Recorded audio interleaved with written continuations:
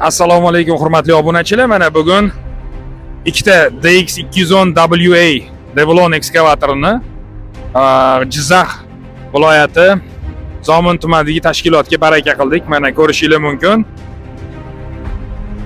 Ikkala ekskavatorimiz mana olib ketishyapti. Trallerga ortib.